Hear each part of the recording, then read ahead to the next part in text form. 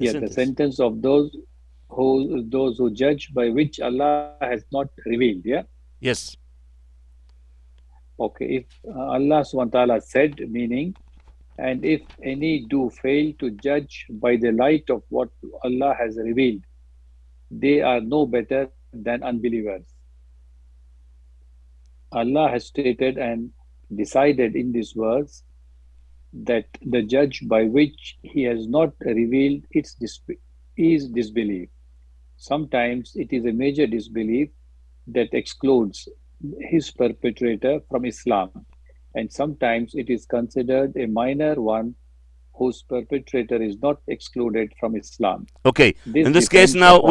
we notice that the one who is using other laws to judge between people, sometimes he commits major kufr, sometimes he commits minor kufr. We want to see now and distinguish and segregate between these two judgments because both of them are dangerous, but of course the major one is more dangerous than the other one.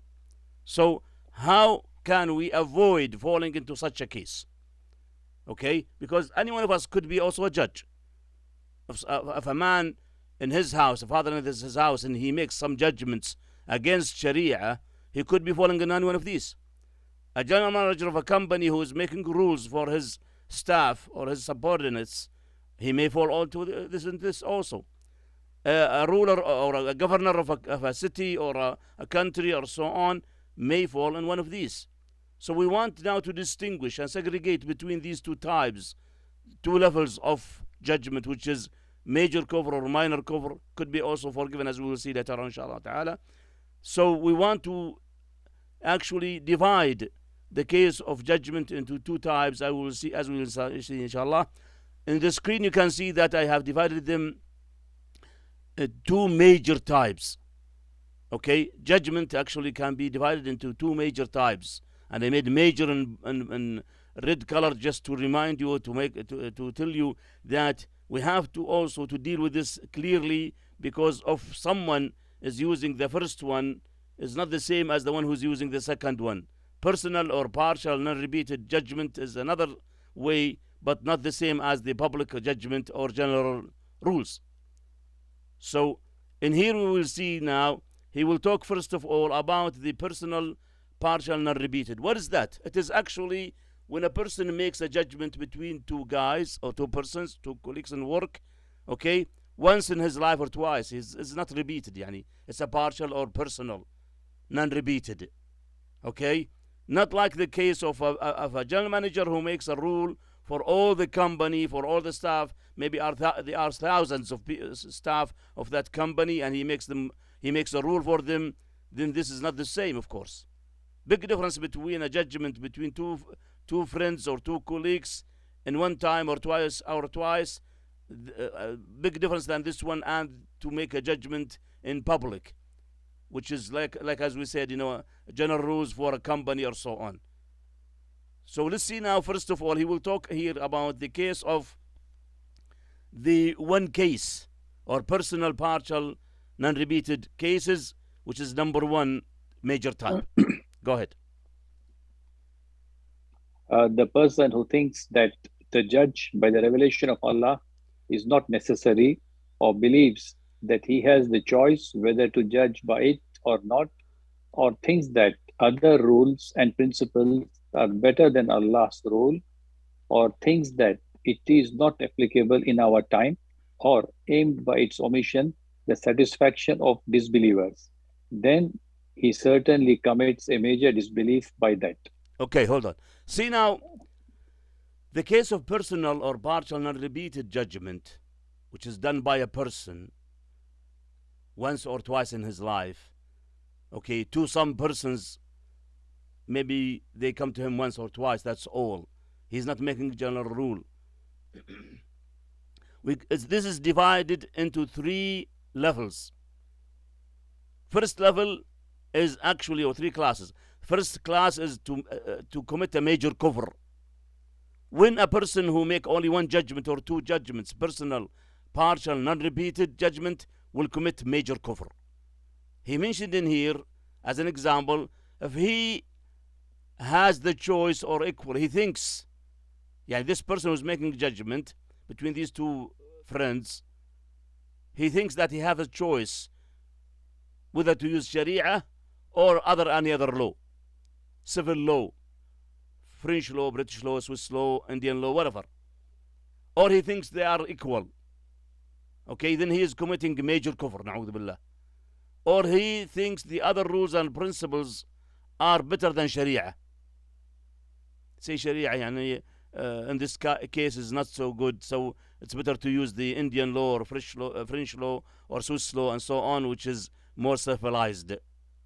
Okay? Or he thinks that Sharia is not applicable in our time. It is descended or made for the Arabs or the Bedouins in 1400 years ago. So it's not applicable for our time now. It's no good for our time. Okay? Or he thinks that he can omit the Sharia in this case to satisfy the Kafirin. Okay? All of these cases now, all of these actions or things or beliefs will lead him, even it's one case, non-repeated, partial, personal judgment, to lead him to commit major kufr, na'udhu billah. This is the first class of the case of personal, partial, non-repeated. Any question up to now, brothers? Okay, let's move on. However, if he believes that the judgment by Allah's revelation is inevitable, but he left it out knowing that he deserves punishment, then he is disobedient, and this is called a minor disbelief. Whereas, if he did not know about the judge of Allah Hold in a certain... on. The second one here is a minor kufr. The first one is major kufr, which is actually concerning the iman or the faith. Now the minor kufr, which is the second class of the personal non-repeated judgment, is if he thinks that he must use Sharia, and when he uses something else, other law, he deserves punishment. Now it's not the case of iman. Now he doesn't have problem in the iman that Sharia is the only one, but he is doing this actually for a benefit, like bribe, okay, as an example, or a favor for one of the two persons who came to him for judgment. Okay, this guy actually now committed minor kufr. Yani, what's the difference between this class, minor kufr, and major kufr in judgment? Major kufr, he thinks Sharia is no good. Yani, his problem is in his iman of Sharia, that Sharia is the best or the only law has to be used. While in minor kufr, his iman is okay. He believes that Sharia is the best and he must use Sharia, and he deserves punishment because he's not using Sharia. But he did that only just for some reasons like benefit, favor, hateness of one of the two parties who are making judgment to him, asking for judgment. Yani, as an example, let's say now Ahmed is making judgment between two colleagues in work. One of these colleagues, his name is Ali, and the other is, say, Nasser. Ahmed, who's making the judgment between these two guys, he doesn't like Nasser.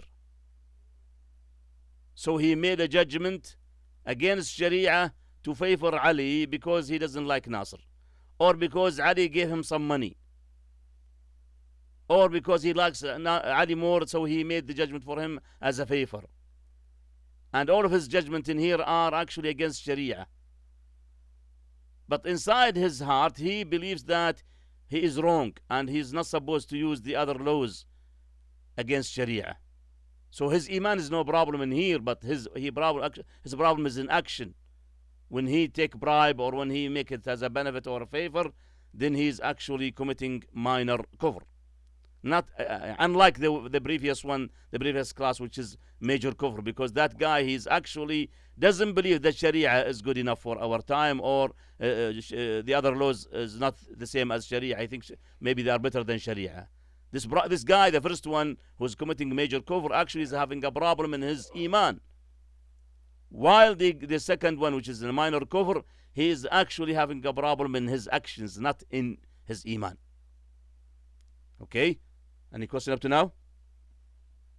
Okay, go ahead.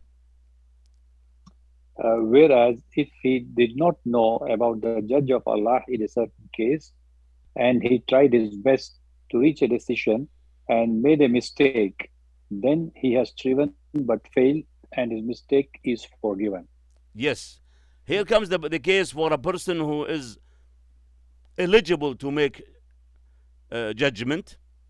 He knows about Sharia and he wants to make judgment by Sharia, and he made ijtihad to bring the judgment of Sharia to this case between these two guys or two colleagues, but he made a mistake. Then he is forgiven now. He is forgiven by Allah subhanahu wa ta'ala. And the hadith of that of Rasulullah sallallahu alayhi wasallam, when he said that when the person make ijtihad, the one who's eligible of course, and he in his ijtihad was correct, then he is rewarded twice. One reward for his ijtihad and one reward for his correct judgment. And if he makes a mistake, he makes ijtihad but he makes mistake, then he will be rewarded once. A reward for his ijtihad, but not a reward for his mistake, of course. So he will have one reward. This person now, who's making a judgment between two guys only one time, maybe, or not repeated, he has tried his best to give the judgment of Sharia to these two guys.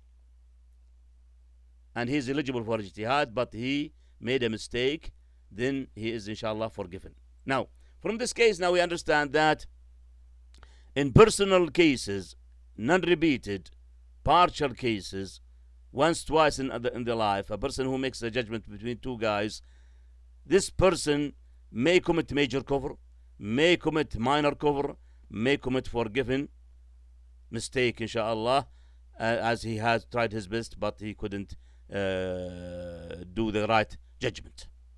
Any question about these three levels or classes of judgment for a person, one person? Yes, I say Junaid. What is ijtihad?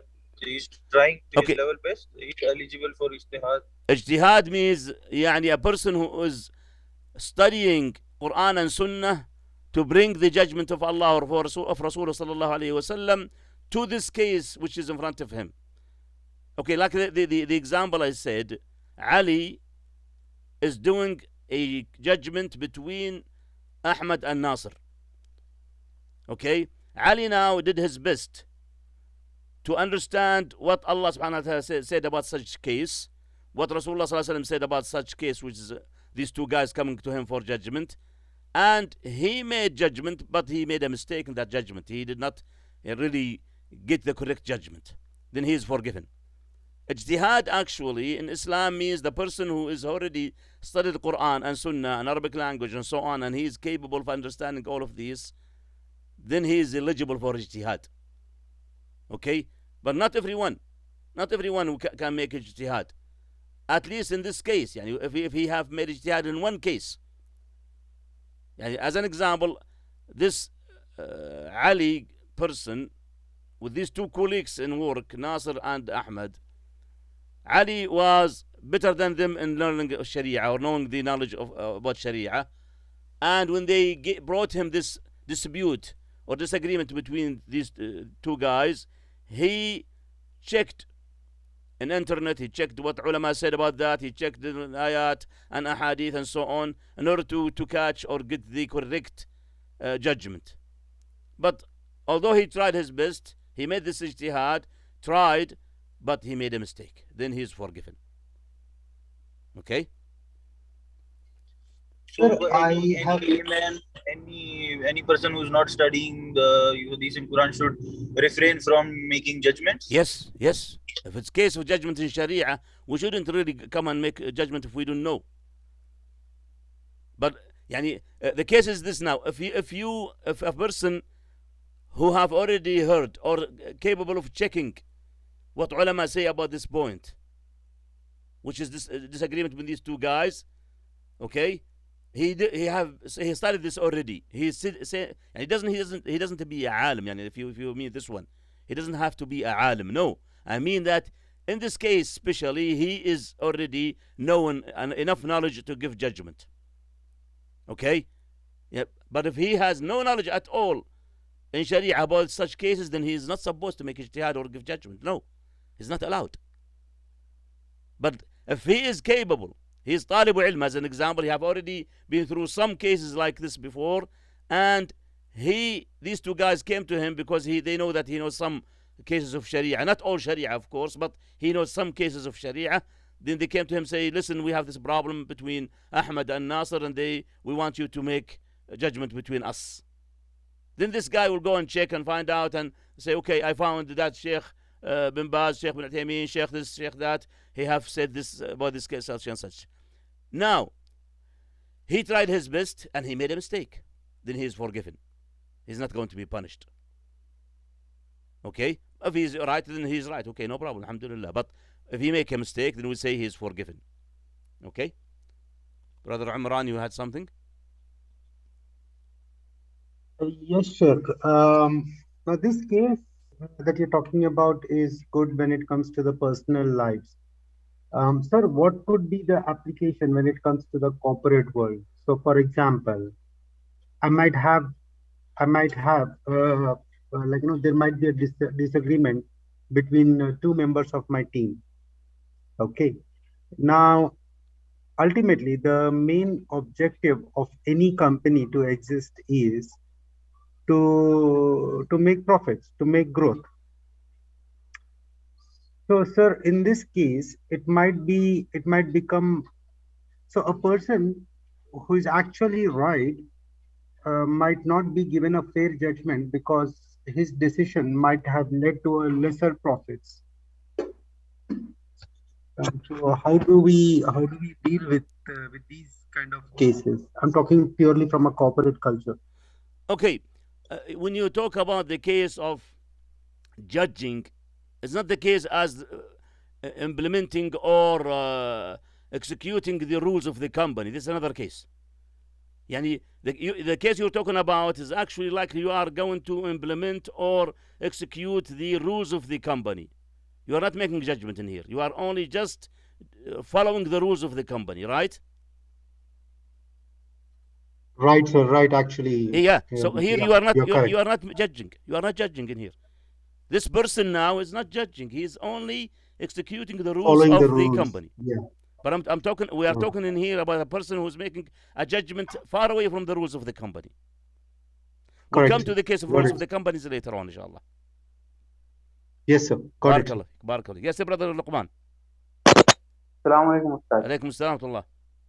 I have a question, some different topics about Saban, 15 Saban.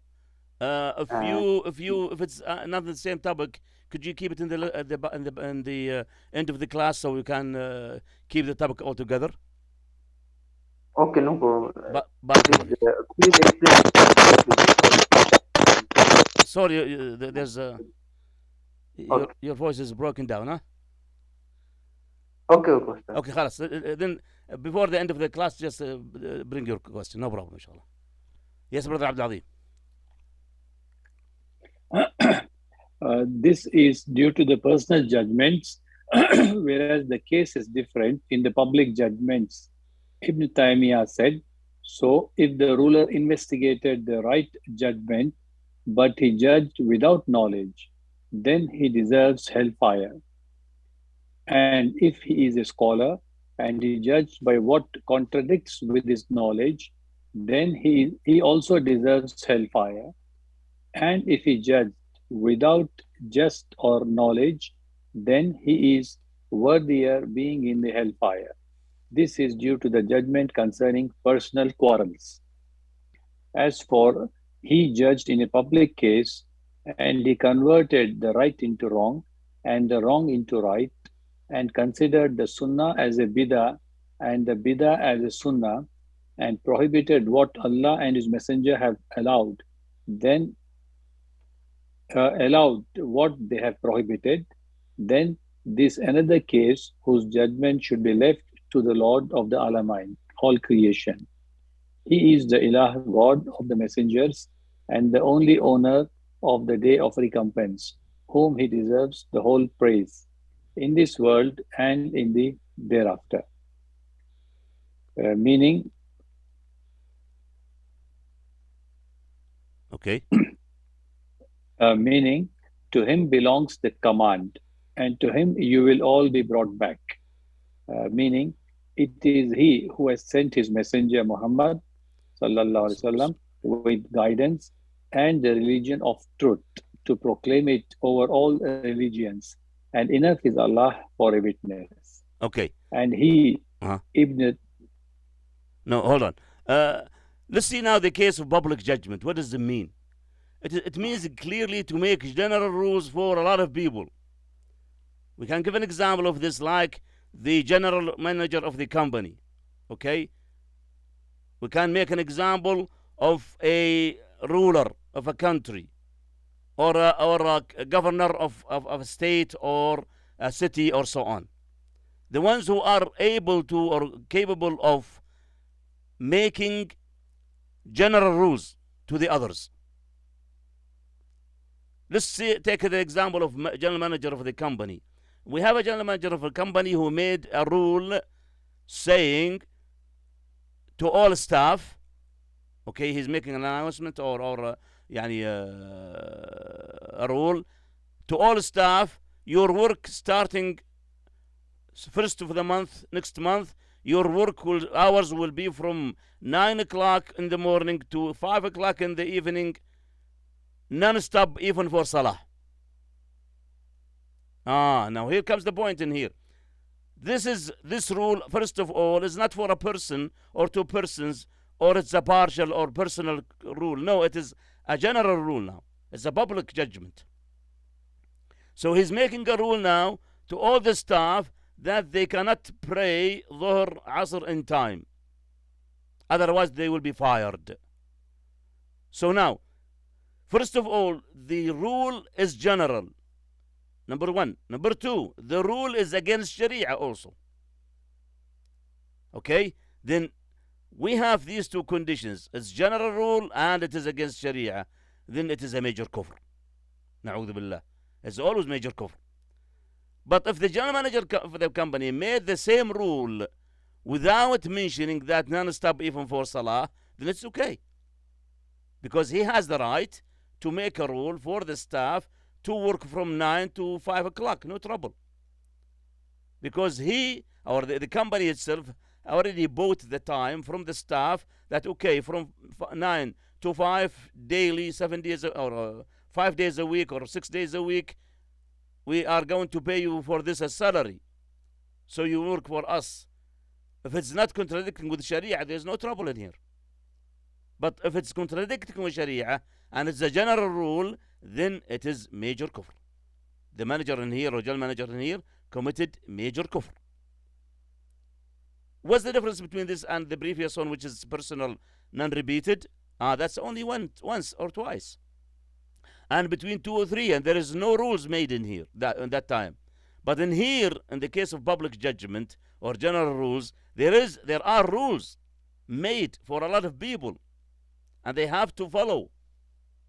Yani, it's also must be executed. It must be implemented among the people, the staff. So comes the question now, which we mentioned before, about the traffic rules. The traffic police have already said, if the light is red, you have to stop. And if it is green, you can move. Or you have to move even, because if you don't move, you stop the others.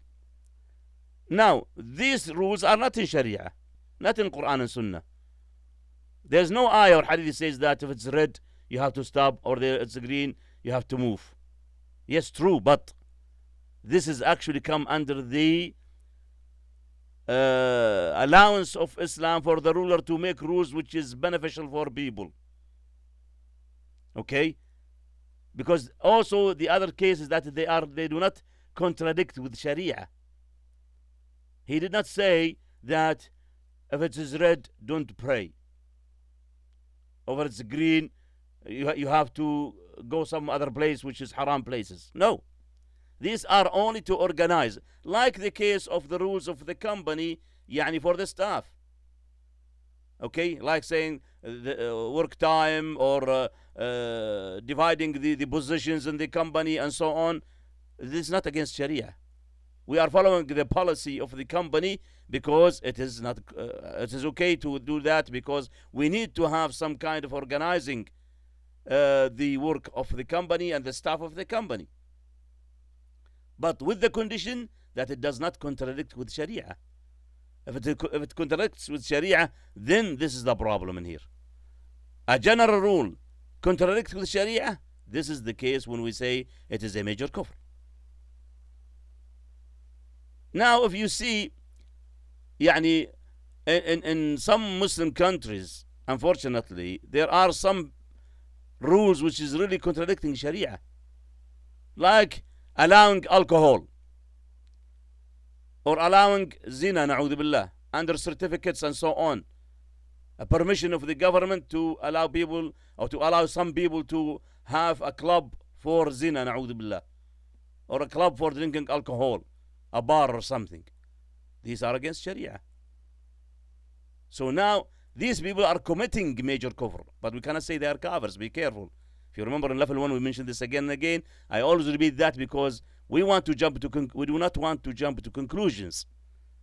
Some youth of Muslims who are really they love Islam and they want to fight for Islam, they directly move from committing kufr to judging the person himself. This is wrong. When we say that he is committing major kufr, we do not mean that he is a kafir. No. There's something else to be done in here in order to go to the end when we say that this person is a kafir and he have to be killed. That's big difference in here. And if you remember in level 1, we talked about the case of the barriers of takfir, like ignorance or mistaken or misunderstanding the evidences or being forced. There are barriers of takfir in this case. So we can say that the person have committed major kufr, but we cannot say he is a kafir until we have all of these conditions met already. Then, and that's not by us as regular people. This is by the governors, by the judges, by ulama and so on, not by the regular people like me and you. So, but we are talking about the case of committing or falling into kufr. Again, let me remind you of the rule about takfir and tafsiq, tabdi' and so on.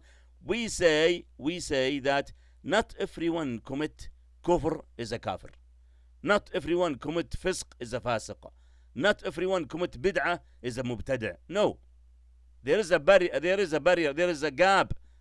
We have to discuss it before we go on to put the judgment into, putting the judgment into the creed or the statement or the action is easy if you have the evidences. But putting the judgment into the person himself, this is another case. So if we segregate between these, then we are really in the way of Rasulullah sallallahu and his Sahaba. Rasulullah sallallahu did not know that there were some hypocrites among people in Medina. He knew. But when some Sahaba told him, why don't you kill them, Ya Rasulullah? He told them that, what if people say that Muhammad sallallahu alaihi wasallam is killing his Sahaba? People do not know.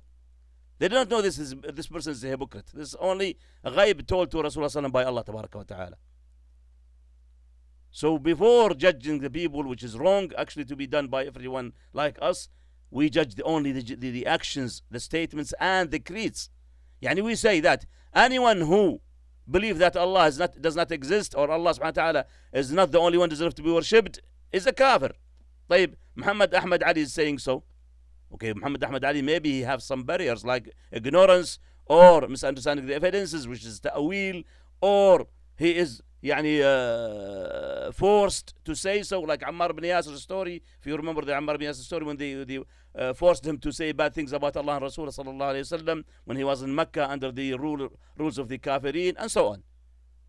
So again and again I say that when someone is making public judgment or general rules contradict with Sharia, we say that he committed major kufr. He commit major kufr, yes, but we cannot say he's a kafir. This is another case. So if this is clear, inshallah, then we can go on for the rest of the topic, inshallah, hopefully. طيب, 2 more minutes. Yes, go ahead, brother Abdul Azim. As for he judged in a public case, and he converted the right into wrong, and the wrong into right, and considered the sunnah as a bidah and bidah as a sunnah, and prohibited what Allah subhanahu wa ta'ala and His Messenger have allowed, then allowed what they have prohibited, then this another case whose judgment should be left to the Lord of the Alamin, You already read all this one. You creation. already read this one. And he said Ah, also. sorry, yeah, I have to And read. he said also. Yeah, and yeah, Okay. After the ayah. yeah, after the ayah. And yes, Ibn Taymiyyah said also, no doubt that whatsoever believes not in the necessity of judgment by what Allah has revealed is a disbeliever.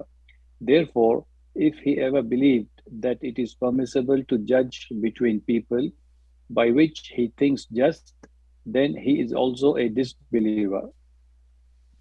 Certainly, every ummah nation pretends to investigate the just way to judge between people. This way could be the outcome of the leader's diligence. In fact, many people who belong themselves to Islam judge by their ancestors' traditions, even if Allah subhanahu wa ta'ala has not decreed it. They think that their traditions should be applied in judgment, neglecting the book Quran and the Sunnah, the Prophet's tradition, and this is certainly disbelief. If they ever knew that they should not judge except by what Allah has revealed, and they insisted not to do, then they are disbelievers. The scholar Muhammad ibn Ibrahim said, as for a deeds which was said it is a minor disbelief when somebody judges by what Allah subhanahu wa ta'ala has not revealed. It is so when it is committed one time or so. However, when someone adopted some rules other than Allah's revelation, then this is disbelief, even if they claimed to be mistaken. They would certainly be executed from Islam by this murder. Therefore, he differentiated between the partial, not repeated judgment, which once occurred by mistake, and the adopted general rules that are considered the reference for most or all of the legitimate aspects. This is verily considered disbelief, excluding its people from Islam. This is because whosoever put the Sharia, Allah's legislation, aside and preferred to resort to a substitute thinks surely that this substitute is better than Islamic legislation. The deeds that is considered major disbelief, contradicting Tawheed, Islamic monotheism. Barakallah. That concludes the whole topic, and time is already over. I'm sorry for brother Junaid, but you can send me your question, inshallah, at by the WhatsApp. My number, I will answer you, inshallah. Barakallah fikum. We'll see you, inshallah, next week. Hopefully, to start the next topic. Also, I will send you, inshallah, on Friday, inshallah, I will send you the quiz, the second quiz for your level. So be ready and do it as soon as possible. Assalamu alaikum wa rahmatullah.